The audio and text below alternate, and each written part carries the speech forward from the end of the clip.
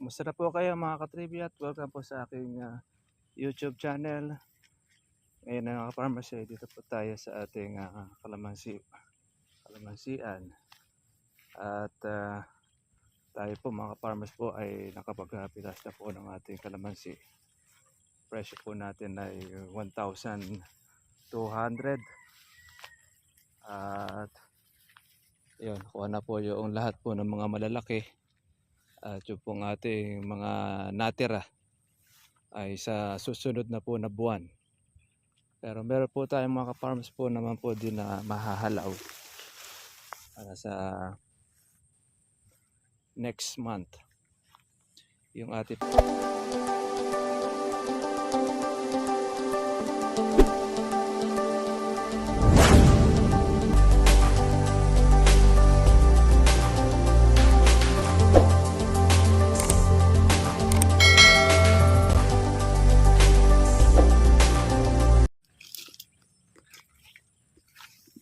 Kumusta na po kayo mga katrivia at welcome po sa aking YouTube channel.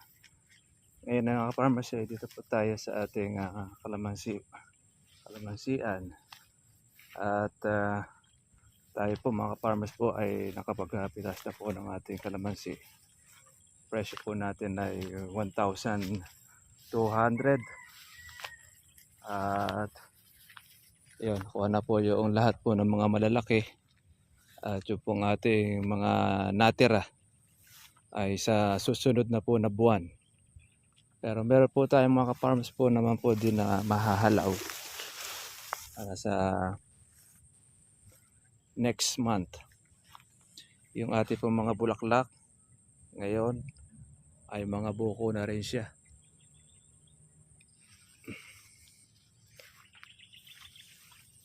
Yan, hindi naman po umulan pa uli, kaya okay pa rin po mga ka-farmers, at basa pa rin po naman po yung ating lupa. Yan, hindi pa po tayo nakakapag herbicide ng ating kalamansi. After po nyan, pwede na po tayo niyang magtanggal po ng ating bagging. Tanggal ng damo. Wala naman po tayong ganong marami pong bunga na pang July. Ang halos nito ay pang August and September. Yung ating susunod na palakihin. Pero hindi naman tayo masisiro. Eka nga. Kundi bagkos makakakuha pa tayo ng ating pitasin. Makakapag halo pa rin naman tayo ng ating kalamansi.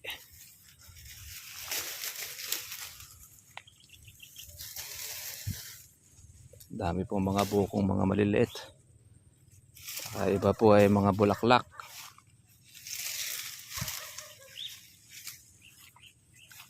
Mga bulaklak po natin, mga katrivia.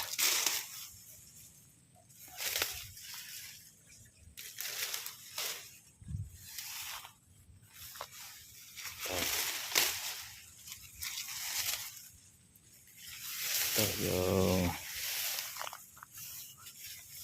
linisin. Pwede na tayo mag-spray.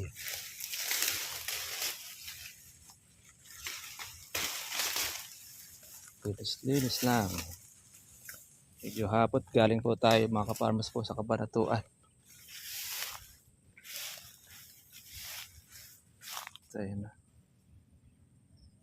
Yung mga buko natin mga maliliit. Yung mga ating mga gaholen. Para naman po ito sa ating susunod. Ayan. Mga tagbungahan.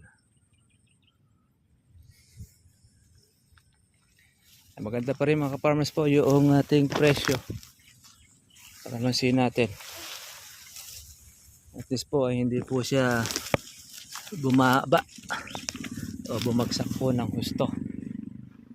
Hindi bagkus ay maganda pa. Dapat niyan, ang mga kalamansi niyan ay mababa na po sa 1,000. Mga nasa 7 or 8. Pero dahil yun nga, nasira po yung panahon dahil po sa pagtaas din po noong kurudo, itong mga nakakaraan, marami pong kalamansi po ang mga naapektuhan na hindi po siya naalagaan ng mabuti dahil po sa tindi po ng init.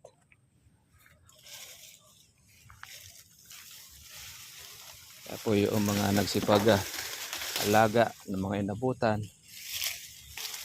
lalo na po itong tapos-tapusan June, baka sakali baka tuminag pa yan, tuminag pa ang presyo dahil o konti na lang po halos ang magiging bunga ng kalamansi na aagad na. Ika nga, tayo ay meron pa naman po tayong mahahalaw para sa ating bungahan. Shoutout natin ang ating mga katribya, saan man po kayong lugar dako naroroon, sana ay nasa mabuti kayong kalagayan. Kaya hapon na po tayo nakapag-vlog. Ito, umpisa na po yung punggos. Sa po na ulan, tapos umaraw.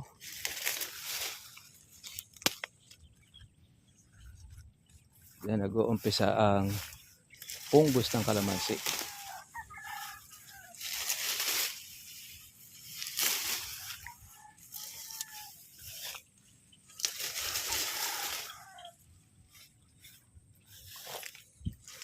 Hanap natin itong ating baging. Kaya hapon na tayo naglilinis.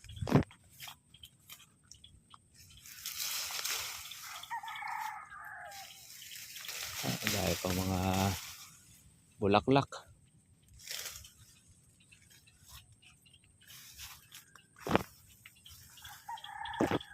Yun.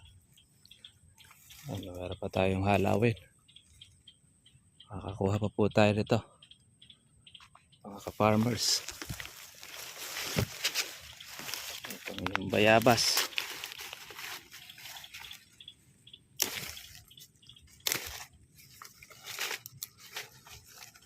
Makunat ito.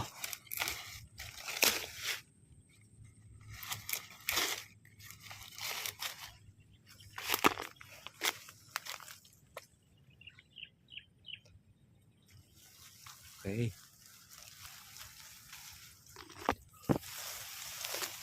Kaya po ang mga mamimitas po ay nagmamadali. Medyo marami rin pong maiiwan. Pero okay na rin. At least meron pong mahahalaw.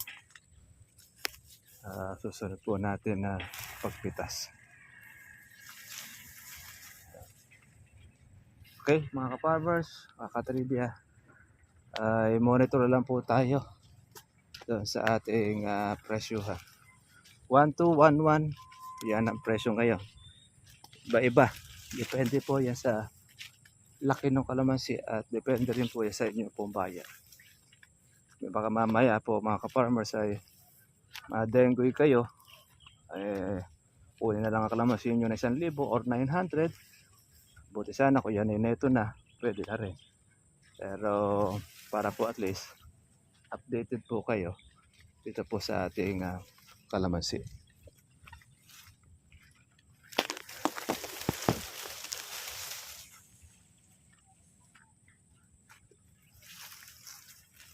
Ito.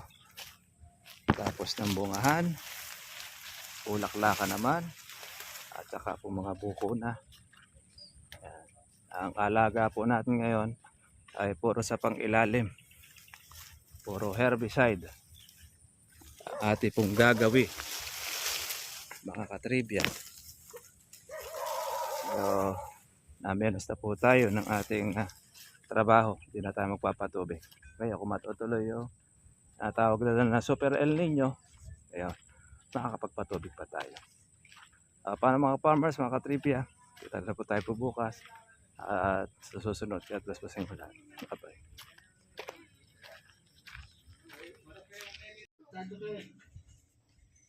Ayan, meron na kayong langkang pahinugin. Meron ng panggata. Tatlong araw lang yun. Diretso. Opo, madaling mahinog pagka Minsan sa akin, tusok ko. Yan. Tusok na yan. ano, kawaya. Anong klaseng Tatlong araw. Tatlong araw lang eh. yun ay saksak na eh. Laki niya. Kung isang sako yan eh. Kalahati. Ganyan kalaki, 22. Isa lang naman ang binunga. Kilo nga yan. Pag Eh ngayon na biya. halo-halo. Mabete yan. Ang tagaraw. Yan, 22.5 kilos yan. Yan ay nakakasitenta piraso ng nabibitas. 70. Nahapak pa ng bagyo yan. Nabiyak ng bagyo. Wala makabuhay po Dalawa niya. yan. Pero may tanim ako sa ibayan niyan, 2 puno. Oo. Ako matagal, baka patay nakatabago pa kanabangan niyo. Para Para sa ako mo pa yan, ang pasanga. Ayun din, kapsa nga, mabilis yun. Mabilis. 3 taon lang yun eh. Oo, pasanga. Baka abutan pa naman. Eh, ganyan din yun, pagka ipasanga. Oo, yan. Hindi natin. Yan, natin beri. Patay ka na eh, kabago pa kinabahan. Eh, hindi bale. Oo nga. May nga. apo ka naman eh. Sa apo. Oo, sa apo na lang. Sila na lang makikinapang. Oo. Tsaka yung apo ng giving, apo ng apo. Ayun, ako po. Yung apo sa tuhod. Apo sa talampakan. Isang diretso Tayo na. lang eh. Kinain na natin yan. Mamaya kaya